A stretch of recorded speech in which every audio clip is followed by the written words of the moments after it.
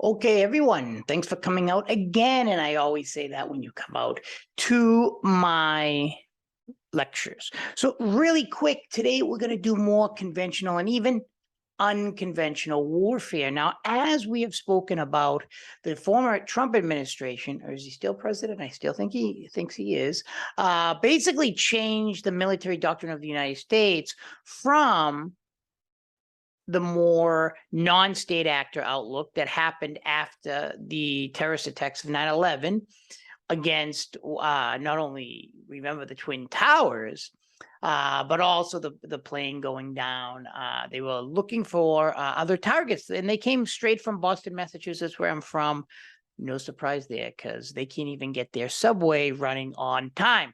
So basically, you had a switch of doctrine. After the Cold War, it was the state on state. Then you had, more insurgency, counterinsurgency. And now we're having, because of the rise of China, Iran, Russia, obviously the Ukrainian battle, we have state on state again. But what's very important to understand is, first, why did we go into a non-state military doctrine, as well as a lot of states, which we're going to get into now? Well, the first reason is, for the United States in particular, for their military threat became this kind of ubiquitous, growing, mushrooming entity of Al-Qaeda.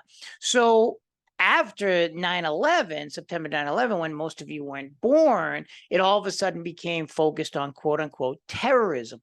Now, I haven't been drawing on the free book too much, but the chapters on military are very good, because you have to think in one of those chapters you read this week, it focuses on what you have to do with the military. This has to do with training. This has to do with the size, the weapons, the capability, etc. So if you're dealing with quote unquote insurgencies, counterinsurgencies, and I want to explain why I say quote unquote, because then you need different skills. But if you're dealing with, say, China, right, and you're nervous about them invading Taiwan, then you have to have other types of equipment, right? Other types of allies.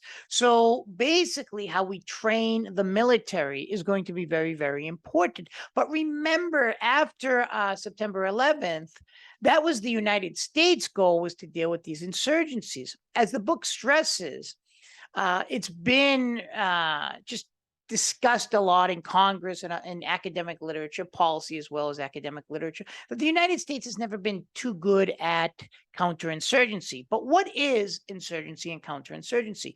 An insurgency, and this is going to be important, and let me define it to the best of my ability, is that it's basically a non-state actor that is trying to either overthrow a state or at least create enough havoc to destabilize the state. Because many of these non-state actors know they're not going to overthrow a particular government, but can you force a government to come to the negotiating table?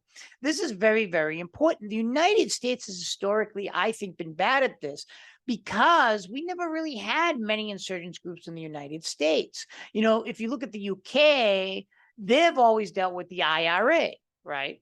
So this is very important to understand. Now, the counterinsurgency is basically the policies that go into either rooting out the insurgency or like stopping it at its tracks.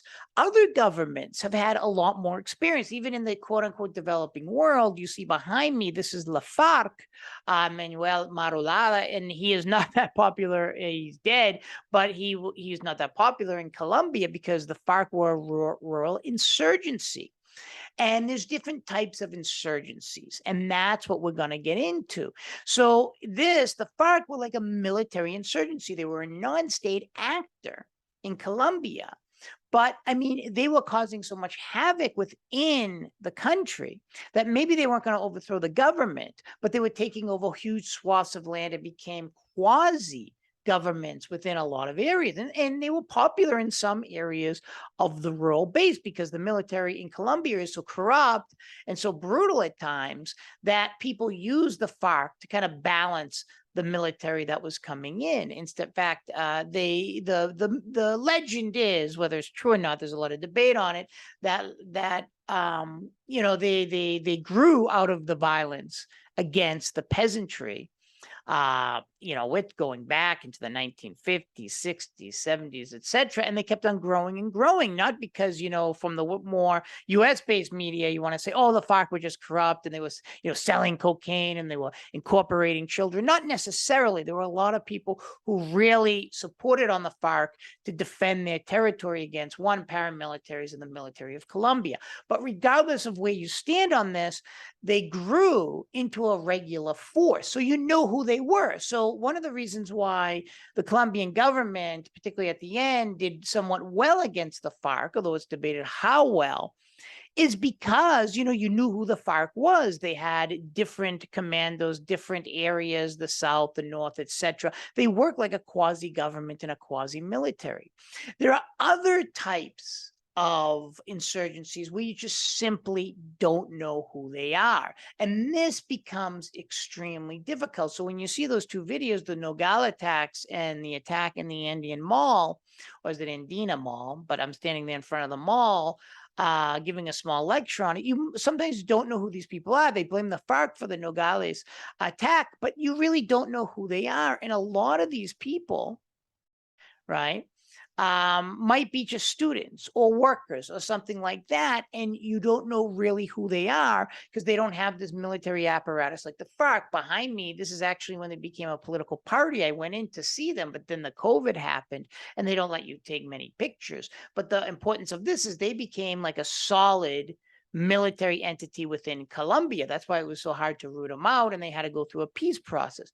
In other guerrilla warfares, you aren't so lucky to know who your enemy is. So one of the things I like in the book on asymmetrical warfare is that they talk about three areas of threats or let's say attacks. Well, characteristics of asymmetrical organizational, asymmetrical warfare, whatever you want to call it, meaning that it's not equal like a regular military.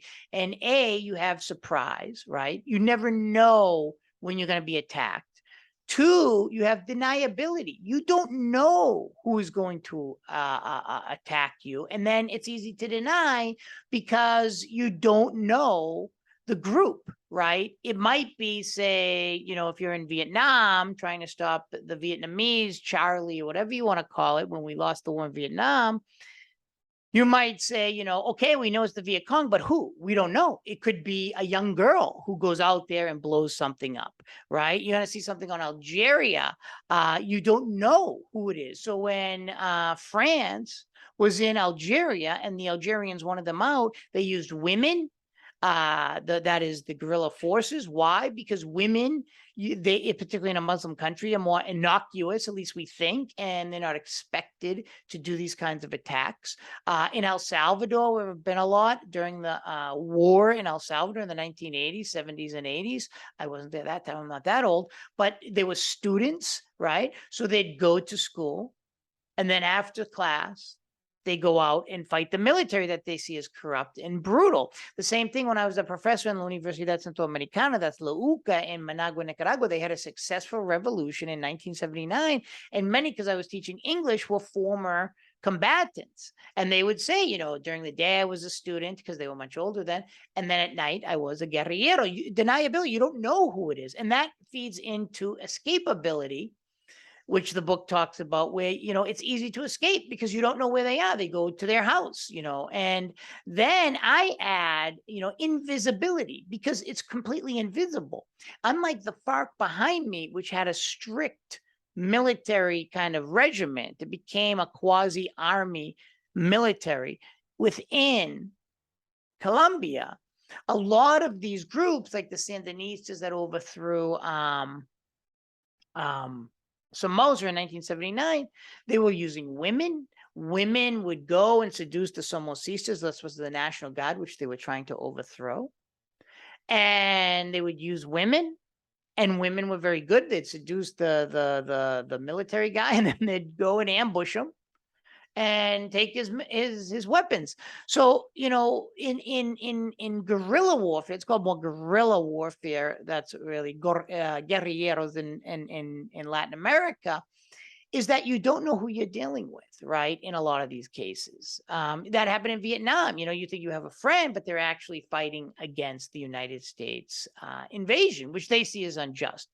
And that's another thing that you have to understand is that there are different types of quote unquote terrorism, because a lot of people would say, oh, these, you know, insurgents like the FARC behind me, they became a political party, but they actually have a lot of support within the rural areas. Most of Colombia doesn't like the FARC, but there's a lot of groups that do.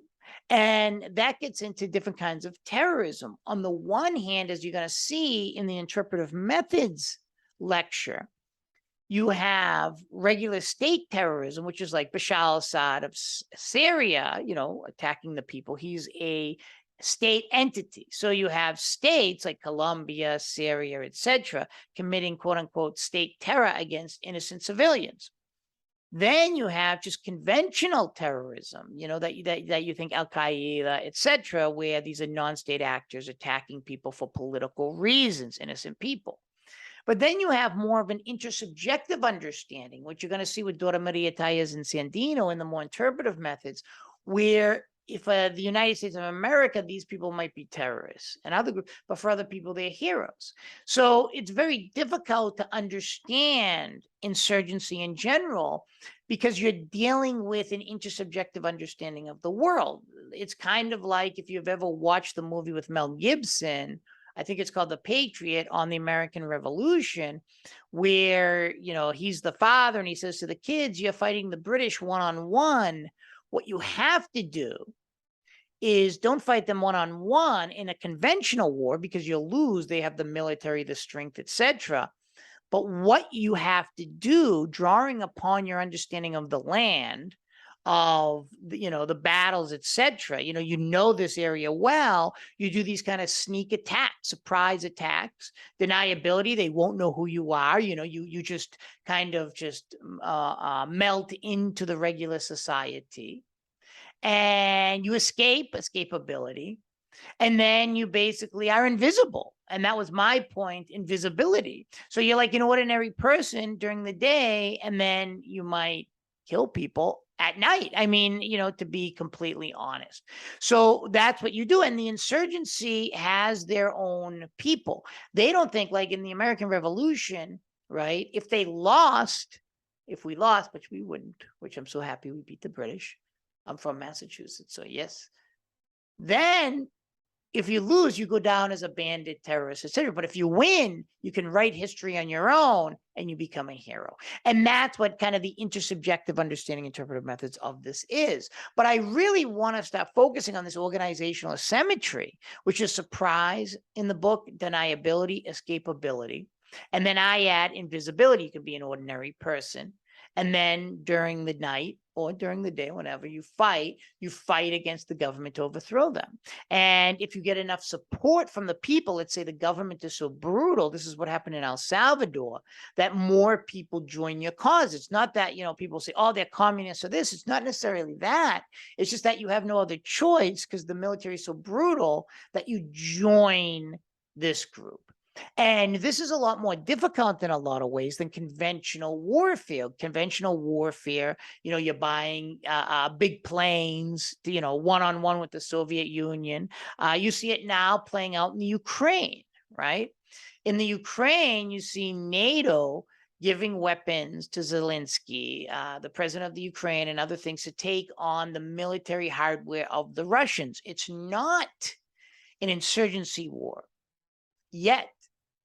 That's the question, because a lot of times, even if you win, you can lose, because if you're able to take over a country, like we were able to take over Iraq, the United States, and all the powers like Poland and UK and even Costa Rica that joined us. But after you take it over, you're going to deal with these kinds of insurgencies, because there'll always be groups that don't want you in power.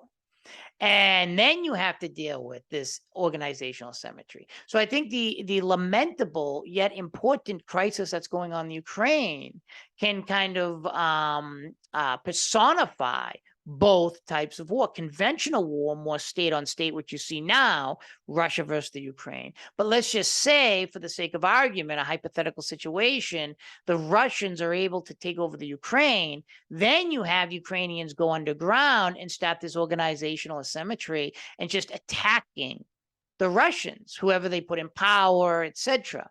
Right. And then when they put in the puppet government, say the Russians put in a puppet government and a puppet military in the Ukraine, then you're going to get what we call guerrilla warfare, right? Like you see in the Nogales attack in Colombia, my short video, and even in the Andina Mall. So like that's a surprise. Like you're in a mall and boom, the bathroom blows up.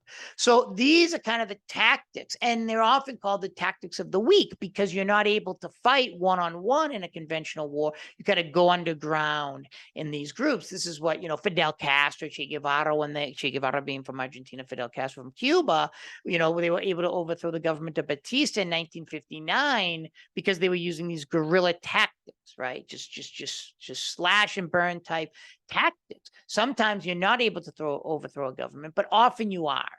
Nicaragua had a revolution in 1979. Cuba, obviously, 1959. El Salvador, the FMLN, that was the guerrilla group that was an insurgency, like these others, was almost overthrew the Salvadoran government. You have other insurgent groups, like in Algeria, to kick out the French, and you had it in Vietnam, a very strong insurgency group of the Viet Cong, Charlie they used to call them, and kicked us out, after being, from my point of view, the United States. Insurgencies are tough to handle because of these reasons: the surprise, the deniability, the escapability, and, in my opinion, the invisibility of the people you're dealing with. And conventional war, you always know, right? Who are you fighting? Ukrainians know they're fighting Russians, but then there can be some miscommunication there because they look alike, they speak the same language, etc. So, this is what's interesting about war that we have to study. And depending on the type of war, that's how we train. And there is a part in a chapter that talks about what's the military. It's the capability, it's the size, it's the training, it's the weaponry, but that depends on the type of war you're fighting. So you have to kind of understand these types of issues. And I think that's very important. And the thing I like personally about that article, and I'll end with hybrid warfare, is that there's no such thing as just conventional, particularly now, and unconventional. You're getting a whole new cyber warfare type of attacks. And they use kind of Lebanon as an example, where you have all these different issues. So you might have, for example, conventional war in a war, but then irregular warfare, both we just talked about, asymmetric warfare, and compound warfare. Compound warfare is very interesting, where you're using irregular forces to help the conventional forces. In Colombia, which I know better, the military would use what we call paramilitary forces.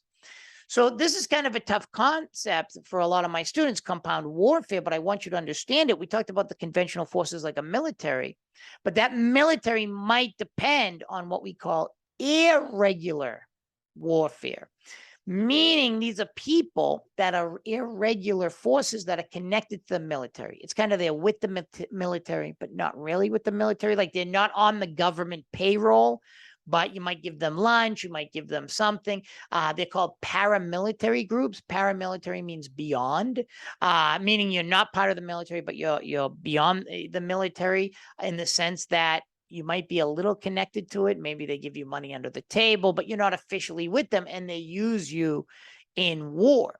And you could think of private military companies now in the United States to be the most sophisticated type, and they get used all the time. And in that way, you don't have to follow, the Geneva Convention or anything else. And that becomes problematic. So you have a mix, and then you obviously have cyber warfare, where you're using the development. I always say new. I don't know how new it is now, but being a little older, I say the new technology of computers and other things to cause havoc in a country. So you have cyber warfare, and that can be detrimental because you can basically ruin banks with that. You need to get money out to buy weapons, and then you can't because there's a cyber attack on a bank, on a central bank of a country. Lots of different types of cyber attacks. And then you even have what they call lawfare. This is questions of law and justice, right? And you can use that in fighting by taking people to court. That's what Zelensky's trying to do. Look at the human rights abuses that's going on in Russia against us. So that's kind of lawfare. You're trying to sell your war and trying to bring people to justice and maybe trying people, etc. So you are fighting the good fight. So then the United States and NATO and European countries feel that they have to help the Ukraine. And that's very, very important. And I know a lot of people realize they just think there's anarchy, institutions don't work.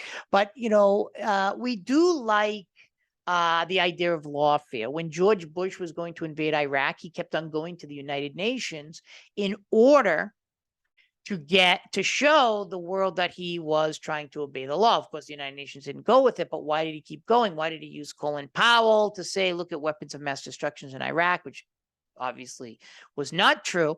But regardless, you're trying to convince the war that you are fighting the good fight. Lawfare matters. In fact, when the Soviet Union invaded Czechoslovakia in 1968-69 during the Prague Spring, they kidnapped a man, the leader, Alexander Dubček, took him to the Soviet Union, said, sign this document to say we were invited, right? Why would they do that? Because they want to look like their intervention in the former Yugoslavia, Czechoslovakia, my mistake, was legal. The United States did it with Haiti. They invaded Haiti illegally, but then had Aristide, the leader of Haiti at the time in the Central African Republic, sign a document saying that we were invited. And basically they're forced with a gun to their head to say you were invited or you're going to get killed. So law is important. And I think that hybrid warfare article is very important because what it's saying for the purpose of this class is you're not just getting, irregular and conventional. You have cyber, you have compound, you have a lot more going on in war. And they use Lebanon as an example because we forget Hezbollah has a military wing, but it also has a political wing. The same thing with the Kurds. Right? It has a military wing, but then it has a party in Turkey, although they keep on making them illegal. So this is very, very important to understand. I like this cup. It's see-through. It's white. Look at that. So, what is warfare? This is a difficult subject, right? Because I'll recap. You have the conventional warfare, right? And that's going to affect how we train soldiers in any type of country or non-state actor, how we train, the military equipment we buy, etc. And then you have the more asymmetrical, which is, surprise, deniability, escapability, and then I add invisibility because you're completely invisible, right? And then you have this hybrid warfare. So that's 3 types of warfare where hybrid warfare tries to kind of incorporate all cyber attacks, compound warfare, which militaries are using other groups other than the conventional military, cyber warfare that can create havoc and really ruin a military, especially if you can get into their military databases, banking databases to get money, etc. And the Ukraine crisis really demonstrates the possibility of all these things.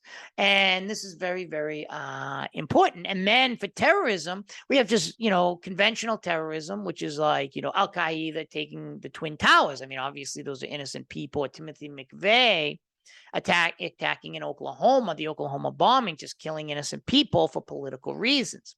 Right? Very, straightforward, conventional terrorism. Then we have state terrorism where states create terrorism against its own people. Bashar al-Assad, obviously, of Syria is one of the biggest cases, but there are a lot of cases. People we support, Equatorial Guinea, Teodoro Obiang, which we ignore because, of course, that's the African country, only Spanish-speaking African country that we actually support because he's a brutal dictator, but that's because he has oil. Then you have what I call intersubjective understanding of terrorism, which you're going to see in the other lecture where you have people like Dora Maria Tellez, who is a terrorist for us, right, from the United States point of view, but is a hero in Nicaragua. And the same with Sandino, etc. So you have a lot on your plate. Now, I know these are kind of long sometimes, but I don't want to decrease my national security class. I want you to get the same information, the same, engagement, and the same demanding schedule. Sorry, as my in class, because you do pay money for it. So I want you to thank you for coming out, and you've been a great class, and we will see you soon. Please, of course, we're going to have a Zoom meeting for our first midterm exam, and also for the final exam. So take care, everyone, and reach out to me or leave any comments in community forum.